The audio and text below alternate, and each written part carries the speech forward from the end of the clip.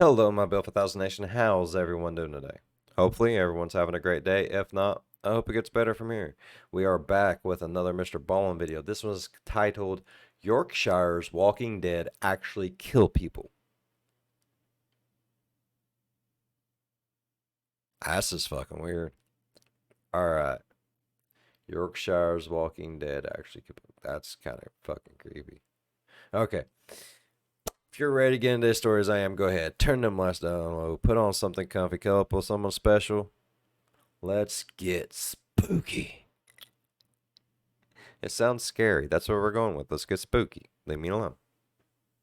Today's story is a good old-fashioned scary story that you might tell around a campfire. But before we get into that story, if you're a fan of the strange, dark, and mysterious delivered in story format, then you've come to the right place because that's all we do, and we upload once a week. So if that's of interest to you, please superglue 50 harmonicas to the front of the like button's car right before they leave for work. Also, please subscribe to our channel and turn on all notifications so you don't miss any of our weekly uploads. Okay, let's get into today's story. Or like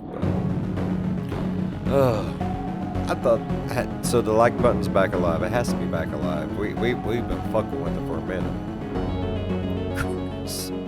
It's curtains for you, kid. On the afternoon of Sunday, February 25th, 1855, a 48-year-old woman named Hannah Rallinson, along with her husband and a group of her friends, walked quickly down a road in Sheffield, England. As they walked, the entire group was totally silent because they were terrified of what was going to happen next. Behind Hannah and her friends on this road was actually another slightly larger group of people that were keeping pace with Hannah and her friends. They were actually going to the same place as them, except this second group had no intention of going inside that building. They were just there to see what happened. Now, Hannah and her friends were totally offended and annoyed by this group that was following them, but they knew there was nothing they could do, and so they just kept on walking in silence. And as Hannah walked in silence, she couldn't help but think to herself, how in the world did I get into this position? At the time, Sheffield, England was a... I wonder that same thing sometimes, lady. I don't know. The answer is I don't fucking know. Luck? Stupidity? Both? Stupid luck. I have stupid luck. I have no luck. I have bad luck. Big industrial city with lots of metalworking factories all over the place. And so loads of people at the time were coming to Sheffield to work in those factories. And as the population increased in Sheffield, the city began building all these tenement apartments, which are kind of like these low-quality, cramped, interconnected apartments that are basically cheap and easy to make and house lots and lots of people.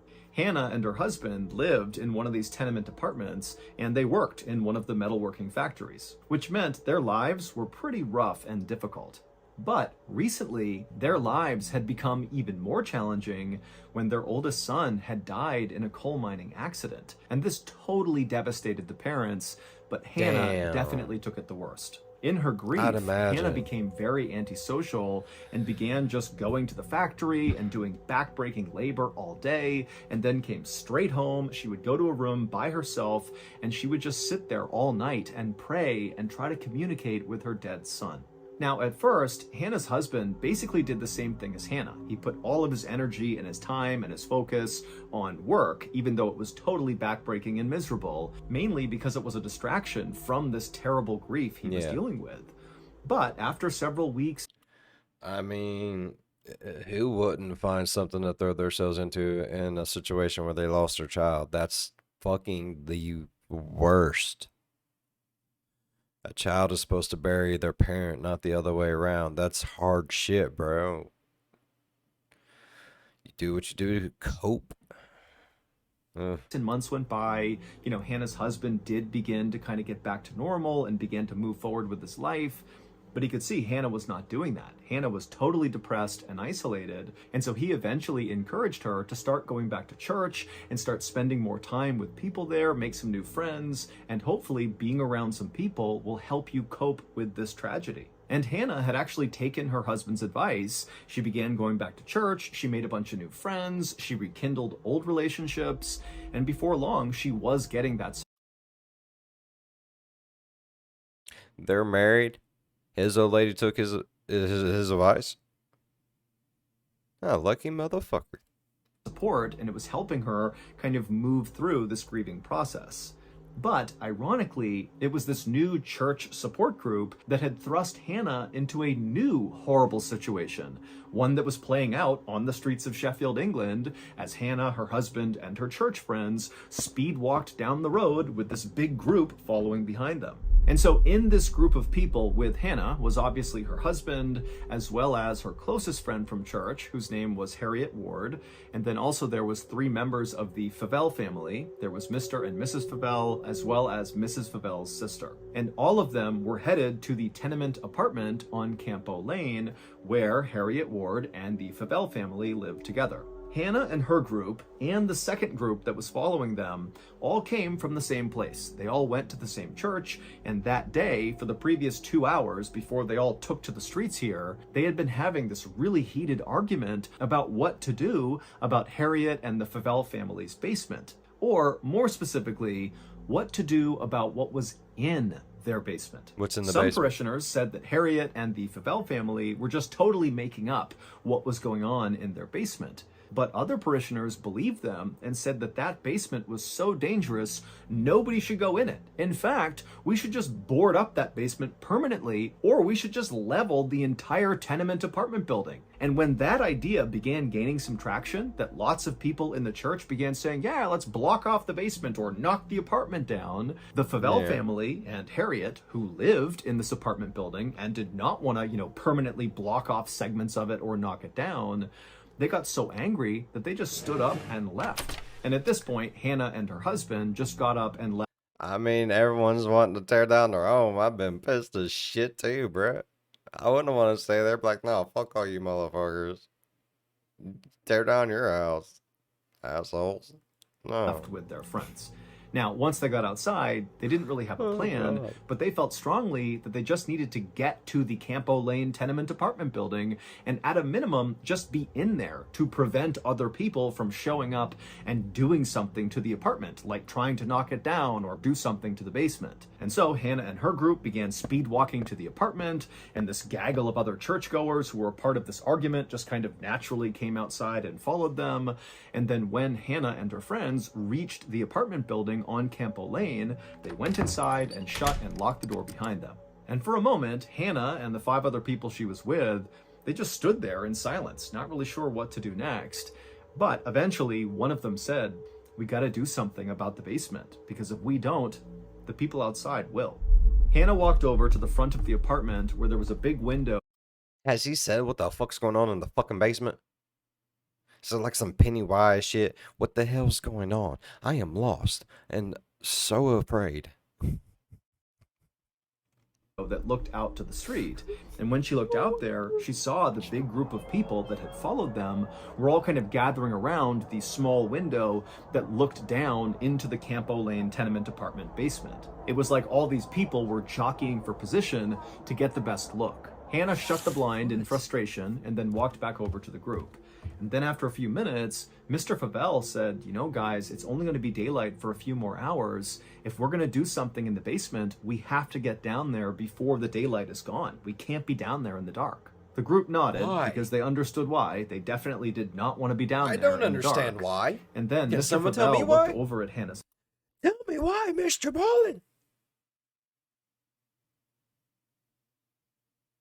Why do they not need to go in the basement? What's in the basement?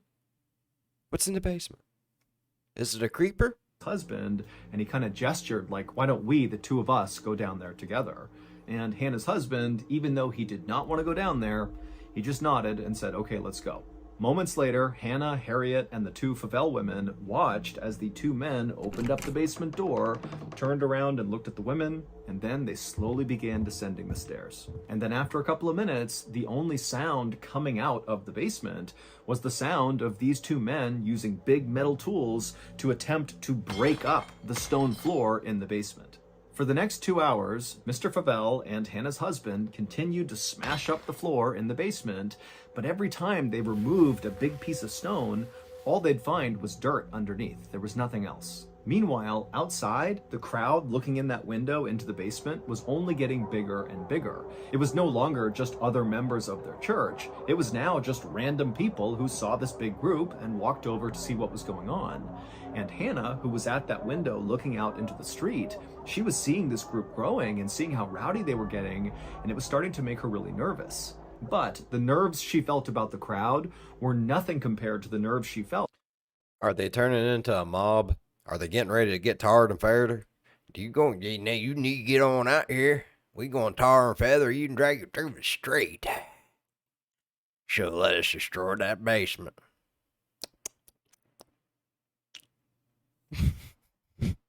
I mean, is that what they think is going to happen? Like they're going to just start rioting and start like invading their home with pitchforks and matches and matching the gas tank, boom boom type shit. About her husband and Mr. Favell still being in that basement now that the sun was about to set. She did not want them down there in the dark. And finally, when the sun did set and the two men still had not come up, Hannah just rushed over to the basement and yelled for them to stop what they were doing and get up here. And the two men did as she asked. They dropped their tools and came upstairs looking totally dejected. You know, they had not found the thing they were looking for down there, which meant they had failed. But Hannah and her friends were hoping that now that it was dark outside and the people outside could no longer actually see into the basement because it was too dark, that maybe the crowd would disperse. No. But as Hannah, her husband, crowds are going to get more pissed off because now they can't see shit. Harriet and the Favells sat down to have some dinner in the apartment, they looked outside periodically and they saw the crowd was not going away. If anything, the crowd was still continuing to get bigger. Now, you got to remember, this is Sheffield, England in the 1800s. This was a tough place to live. Everybody's working at these factories, doing this awful work 7 days a week for very little money, and there's virtually no entertainment anywhere. It's basically just work, work, work until you die. And so when people in Sheffield saw this big group of people at night standing around this apartment window, party. It was exciting. And that was pretty rare in their lives. And so they were not about to leave and go home. Oh.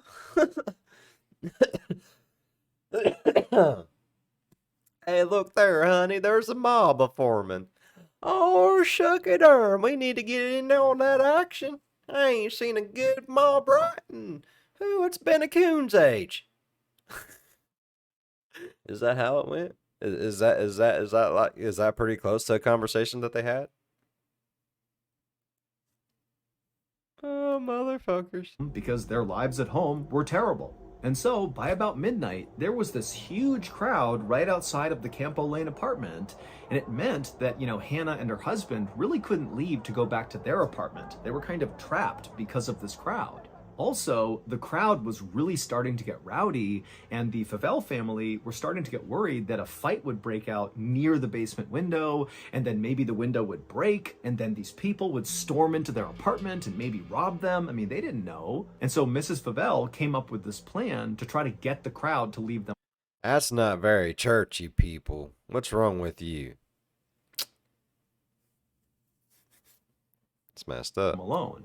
And so she ran over to one of the biggest windows on the first floor, and she pulled down the curtain rod and the curtain attached to it, and she handed it to her sister and said, go down in the basement and use this curtain rod and curtain to block out the one window this crowd has to look into the basement. If they can't see into the basement, then they'll likely just leave. But Mrs. Favell's sister, after being handed this curtain rod, she's like, I don't want to go in the basement. Fuck you. My husband, your husband, you don't want no one down there? You gonna send my ass down there? Oh, hell no, you can go. I'm good. Got me fucked up, bruh. It's the middle of the night. I'm not going down there. And over the next couple of minutes, the entire... I don't even know why I'm not going down there. All I know is it's dark time and we ain't supposed to. I don't know why. I need to know why. I'm going fucking insane. Why do you do this to me, Mr. Ball? Do you want to see a grown man cry? I'll do it. I'll do it right now. Group just kind of bickered about who should be the one to go down into the basement to cover up this window. And nobody wanted to do it. And do finally, it. Hannah, who she's Fuck it. lost her son recently, she just wants to go home at this point, but she can't because of this stupid group. She finally just snaps and says, you know what? I'll do it. And so she snatches the curtain rod and just walks right over to the basement door. She opens it up and begins descending the stairs before anybody else could stop her. And as she did, her husband and Harriet and the Favell family, they all crowded around the top of the basement stairs, looking down, kind of waiting to see what would happen. Hell yeah, I love this lady's nuts, man. She's got some cojones. Good Lord. Love it. Commercial. I love commercials. Last night, after I tucked old Sega into his little lily pad bed, and I had handed him his nice warm glass of fly milk, I was about to leave the room for the night when the little guy sat up and he said, Papa, narra mihi fabulam, which of course in traditional Latin means, Papa, please tell me a story. And I smiled and said, of course, Lung. I know Lung is a real sucker for lung-themed stories. And luckily, because of our new show, MrBallen's Medical Mysteries, I'm up to my lungs in lung-themed stories. And so before long, I was regaling old Sega Lung with a story about a man who believed he was just sick, but it turned out he had a tree growing in his lung. I remember I did a reaction to, if I'm not mistaken, on your YouTube channel, MrBallen. It was a good one. He did. It is something to do with like the pollen or something. He breathed it in and it just started to grow. He started getting a cough and it got really bad. If I can find the video on my channel, because it's been a while since I've done it, I'll leave a link in the description. It's pretty good.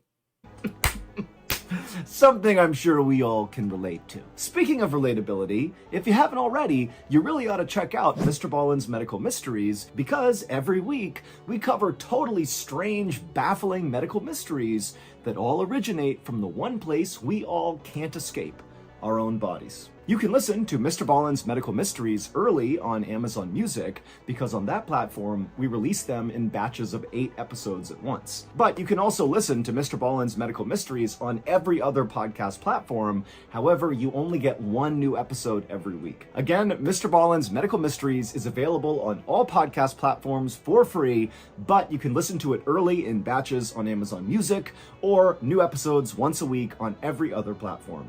Okay, back to the story. Hell yeah, Brit. It's not bad.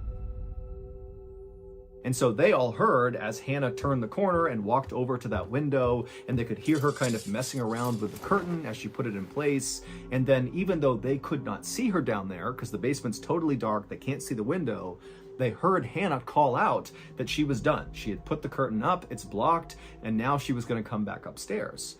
But after she yelled to them that she was coming back up, it went completely silent in the basement. And for like 5, 6, 7 seconds, all the people at the top of the stairs are waiting anxiously for Hannah to turn the corner and come up the stairs to safety. But then this tense silence was broken with a horrible scream coming out of the basement. It was Hannah, and then silence again. And at this point, Hannah's husband, he's like, oh my God, something's happened. And he charges down the stairs and he looks over and he sees Hannah is lying on the ground motionless. There's nothing else in the basement. It's just his wife in this covered up window. And so he runs over, he scoops her up and he runs her back upstairs and he lays her on the ground right outside of the basement door. And then he began to shake her to try to wake her up, but she wasn't waking up. However, it was clear she was still breathing, and so Harriet ran and got a wet towel, and she came back and she kneeled down next to Hannah, and she placed the towel on Hannah's forehead, hoping this wet towel would revive Hannah. But as Harriet is kneeling there, so she's looking at Hannah's body, and the basement door, which is open, is right past Hannah's body, Harriet happened to look up, and so now she's looking into the doorway that leads down into the basement, and her eyes went wide, and she screamed, and then she passed out. The big controversy over this basement began several weeks earlier at the beginning of February, when Harriet and the Favell family began hearing all these strange sounds coming out of the basement. Now, initially, they had totally written off these sounds as being, strange. All right, I'm about to get real quiet, but I've been wanting to know what the fuck's in this basement this whole time. So leave me the hell alone, man. Don't judge me. Don't you do it. creaking and cracking sounds that were just the product of a poorly constructed building with lots of people inside of it. But the noises they Yeah. were hearing from the basement only got louder and louder and more intense, and they were especially bad at night. And so basically, Harriet and the Favell family were so scared to go down there that they just stopped, especially at night. Sometimes they'd go during the day, but at night it was like, no one's going down there. We don't know what's going on, but I'm not going down there. And then on February 24th, so this is one day before all this craziness happened where, Hannah and her friends get followed to the apartment, and then Hannah goes down and she passes out, and then Harriet passes out. So one day before that, Harriet swore she saw a ghost in the basement. She saw this old woman wearing a white gown kind of moving around in the basement, and the whole time Harriet said this woman, this ghost woman, was pointing at one particular spot on the ground in the basement. And then the same night that Harriet sees this ghost in the basement, Harriet has a dream. And in her dream, she sees this ghost. And again, this ghost is in that basement and it's pointing at the spot on the basement floor. Except in Harriet's dream, this ghost woman speaks to Harriet and says that she was murdered and her gold was stolen from her and buried in the basement right there. And it was this apparent ghost in the Campo Lane basement that was the center of that 2-hour-long argument at the church the following day, which ultimately prompted Hannah, her husband, Harriet, the Favell family to get up and storm out to go protect the Campo Lane apartment. And then also the secondary group followed right after them, really just to see if they were going to go confront the ghost, because a lot of people thought that's what they're going to go do. Yeah. And that is basically what Hannah, her husband, and her friends ended up doing. They decided the two men would go down into the basement and attempt to dig up the floor in hopes that they might find this gold that was stolen from this murdered woman and buried in the basement. But they obviously did not find the gold, which ultimately led to Hannah going down and passing out, and then Harriet also passing out. Hannah and Harriet would wake up after passing out, and when they woke up, they would tell these terrifying stories about what they saw. Hannah said she went down the stairs, she went over to the window where all the crowd was looking in, and she managed to get this curtain up, and then she yelled upstairs to her husband and her friends that she was coming back up. But when Hannah actually turned around to go to the stairs, she realized the ghost was in the basement with her. There was this old woman wearing a white gown standing between Hannah and the stairs. She was blocking her way. And this woman was staring at Hannah really intently. And then Hannah screamed, and this ghost charged at Hannah and basically went through her body. And it was at that point that Hannah passed out onto the ground. As for Harriet, when she came to, her story was even more terrifying. Harriet said after she placed that wet towel on Hannah's head, she looked up and she saw the woman in white walking up the stairs, staring directly at Harriet. And Harriet, she froze and kind of leaned back and just stared at this woman. And the woman, she came right to the top of the stairs. She stopped in the doorway, and then she opened up her mouth grotesquely wide and just continued to stare directly at Harriet. And then with slow, trembling hands, the woman began taking off her nightgown, which eventually fell to the ground. And Harriet saw this woman was covered in cuts and gashes all over her chest and neck. And then Harriet let out a scream, and she passed out too. Not long after Hannah and Harriet both came to and told their horrible stories, crazy, bro. The police arrived outside and dispersed the big crowd, which meant Hannah and her husband could finally leave and go back to their own apartment, and they would. But just 12 hours later, Hannah would die. The Sheffield coroner held an inquest into Hannah's death, but he could find no scientific explanation for why Hannah actually died. And so on her death certificate, it basically says she died of fright. She was literally scared to death.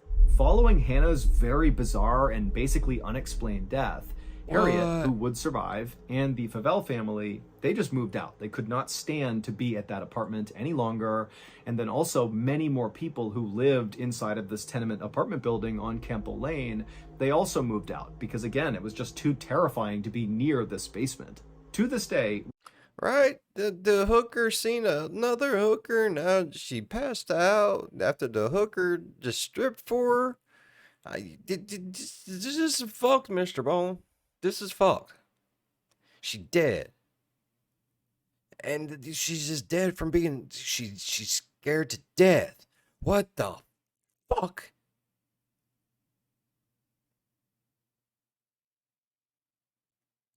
What the fuck? We still don't have a better explanation for what happened to Hannah. She was in good health, all things considered. Man, when I start getting nervous, my nipples and my nose start getting really itchy. Sorry. When she died. And so really this didn't make any sense. And so this case still is one of the only in recorded history where somebody apparently died just from getting scared. That's fucking crazy. Late one night in the spring of 1937, a young woman stumbled into her New York City apartment building, drunk from a long night of partying with friends. She made her way up the steps and reached her apartment door, and after she opened it up, she stepped inside and her little dog ran up to say hello, and so she gave her dog a pet, and then she walked towards her bedroom. But the moment she stepped foot into that pitch-black bedroom, something just felt off. It was too quiet. There's But a before she creeper. could figure out why that was, something heavy came flying out of the darkness and hit her on the face. And for a moment, the woman just stood there, stunned. And then a second later, something else emerged from the darkness. Two hands. It is definitely a creeper with two hands. So that's going to do it. If you enjoyed today's story, be sure to check out our podcast called the MrBallen Podcast. I did enjoy today's story, Mr. Ballin. It was fan-freaking-tastic, homie. No, I really did enjoy it. Mr. Ballin, you do an amazing job, sir. Always, always an amazing job. All right, I really enjoyed today's story. Hopefully, you guys enjoyed it.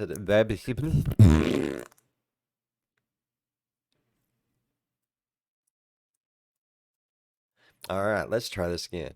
I really enjoyed today's story. Hopefully, y'all enjoyed today's story as much as I did. If you did, go on down there and hit that subscribe button. No, son of a. Hit that like button. There we go. Oh. If you really like today's video, please go down there, hit that thumbs up. It really helps the channel grow. While you're down there, if you want, go on over and smack that subscribe button. Become part of the Bill 5000 Nation. We do some crazy shit here, bro. If you want to know when that crazy shit happens, ding that bell. It might work for you. It probably won't. But if it does, jump in on the premiere and tell me over in the live chat. Be like, hey, it dinged, bruh. I'll be like, cool shit, bruh. You feel me, bruh? I feel you, bruh. Cool. And if you really want to, go on down, links in the description. Check out the store. I got some amazing merch. Amazing. Can't tell me otherwise unless you go check it out for yourself. And if you do end up checking it out, you see something you like, you get. If you want, send me a picture. Hit me up on my Insta and all that good stuff. It's all linked on the channel. You can find it. It's there. It's there. Trust me, it's there. I made sure I put it there. As always, be good to one another. I'll see you in the next one. Bye-bye. That was damn good, Mr. Ball.